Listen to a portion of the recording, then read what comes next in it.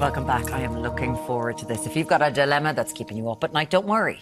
Help is at hand. Joining us this morning is psychologist and author Dr. Katrina O'Sullivan. She's going to offer expert advice, straight-talking support and totally confidential.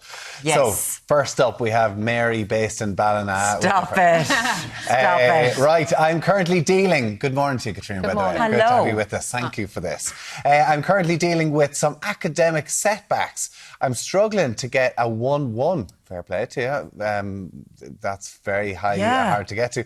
And trying to find the strength to keep on going. Any advice? Well, first things are, there's loads of things that contribute to your academic performance, more than your potential. So potential and outcome. To use your potential and get to your outcome, there's a load of things that have to be in place to get you there. You probably know this as a sportsman. At the end of the day, loads of people could probably play sport at a high level, but there's loads of things that contribute to them getting there. And it's exactly the same in academia.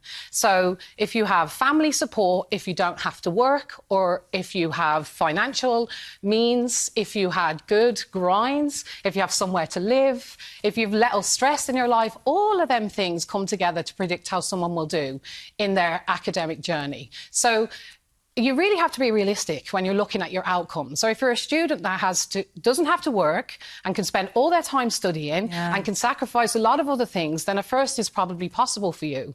The other thing to remember is this: some topics are much easier to get a first in than others. So I'm a psychology lecturer. We teach psychology. We hardly ever give. Yeah, they give them away, don't they? We don't give them away. That's the problem. In the arts and social sciences, it's very hard to get a first in comparison to science and maths, for example, because they use the full breadth of the grading scheme. So if you're in university and you're studying English, for example, it's much harder in some ways to actually get yourself over the line to the first. So that's one thing. Also, pressure actually sometimes can get in the way of your performance. So like you can have, there's a green zone and a red zone of pressure. If you're in the green zone when you're being realistic and kind to yourself and sleeping well and eating well, then that works well. But if you're in the red zone, when you're constantly saying, I'm not good enough, I'm failing at this, that's going to actually impinge on your performance. When we think about something like the Leaving Cert, you've got the points-based system that you need to get into your college course, right? Yes. But when you're thinking about having a 1-1, a 2-1, whatever you have when it comes to the degree... Does it matter? I employ people all the time. I never look at what grade they get. That's right. Okay. But now, to be fair, though, for master's study, for further study after a degree, some colleges do. I actually saw a job the other day being advertised, and they actually said in the advertisement, we want students with a first-class result. I actually would say to that company, how unintelligent are you as a company to actually be suggesting that that person is better than someone who got a 2-1 who might have had more challenges? So there are some places where you might have a problem progressing if you don't get a first. In psychology, again, I'll just use my own experience. When you want to do clinical psychology, generally we rank students first by their grades. So if you're not at a high first, because some are, then you're in the queue. Okay. But the truth is, and this is important for the Leaving Cert, there's so many ways to get to where you want to go. You just have to keep working and get them small gains. So the Leaving Cert's coming up. We'll talk about that again maybe next month. But the truth is this, I graduated at the age of 28. I'm actually a PhD. I'm a professor. I'm amazing now. And at the end of the day, I went a different route. I did an access programme. You can get to where you want to go in lots of different ways. So a big thing there coming out of this is to take the pressure off yourself, that sometimes the pressure that you are putting on yourself to get that first is maybe pulling you back a little bit. But if you don't get the first and you get just a 2-1, there's other opportunities and ways and means of getting there. But Let's even move on if you to get a 2-2. That can get places as well. Like, you're not failing. I mean, the failure is not continuing and not working. That's the only failure in this game. That's it. Keep on going. That's it. If you want to get in contact, by the way, because I'm really enjoying this already, it's 0896 111 for any dilemma that you might have. Here's another one. As well. I'm 54 and I still feel anxious about what I wear and how I look. How can I learn to be more accepting of who I am. That's heartbreaking. It really is. And it's so common. Yep. The first thing to say is there is a multi-billion-dollar industry that is designed to make women not like their bodies. Right now, in some little office in LA, I'll say, there's a couple of really clever people thinking, how can we make sure that women don't like themselves enough so they'll buy this product? So true. So I think we need to be realistic. I do not know one person who's completely accepting of their body. And as we age, that gets worse because the standard of beauty and the standard of perfection is still there, and we're still measuring ourselves against that. And men feel this too. Like, Tommy, you're nearly 54. Can you... Yeah, getting there. How is it for a man? Like, I think women, we talk about this a lot for women, but do you feel pressure about your image, about how you look? Is that something you struggle with? There is image, but compared to Murren, for instance, on television, there's a huge pressure on females as opposed to men. I could wear this same top every day this week and no one would really be too bothered. We would. No, we would talk about you. Well, you might talk, but I wouldn't really be too bothered. And I don't think Alan would be too bothered either. Yeah. But I think from a female point of view, there's an awful lot more pressure. And I think it comes from other women. Yeah, I don't think so. I think, actually, we say that because we like to pit women against each other. It does come from other women in some ways, but that's because we live in a system that's actually pitting women against each other. Okay. So in terms of this woman, the first thing I'd say is this. Accept the fact that you might never fully accept yourself and make sure you're being realistic about that. But there's a load of things that you can do. I don't feel comfortable in my own body a lot of the time. I'm 48, I'm aging, I'm not the girl I was, and it's difficult. But I would say, first of all, clean up your communications.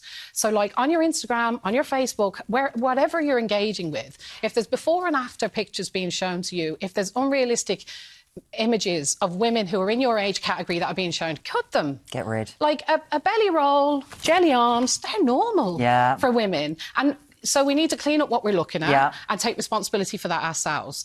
The other thing then is I have this thing, I have a mantra that I tell myself every single day. I have affirmations. They really work, even though they're so cheesy. I stand in the mirror every day.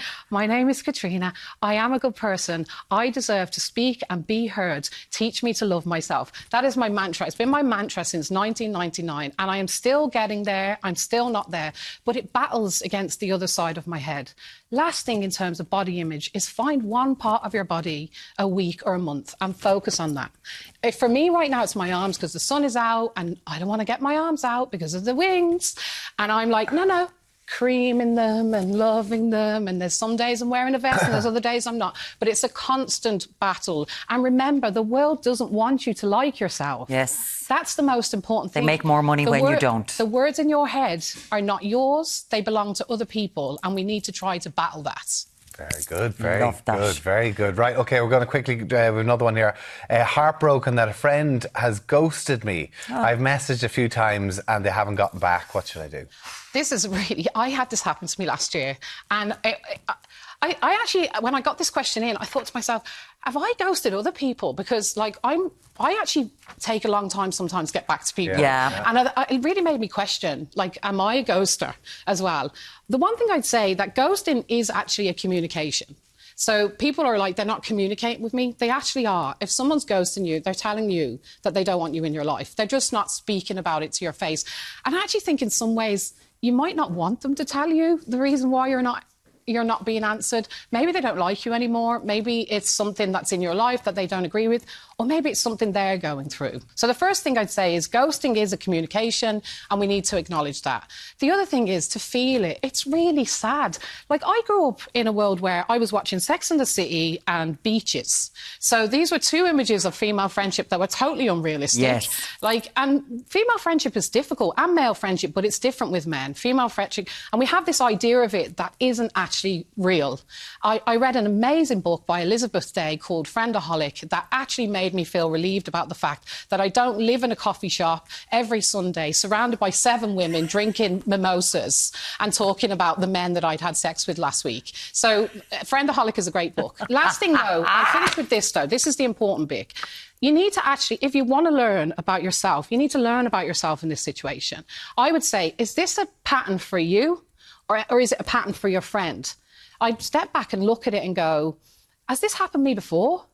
And if it has, maybe you need to learn something about yourself in a loving way. And it has happened to me before. Yeah. Like, I find female friendships really difficult. I'm going to be honest. I find it really difficult. And I find it hard to see myself in the female friendship. So I've had to ask for help with that.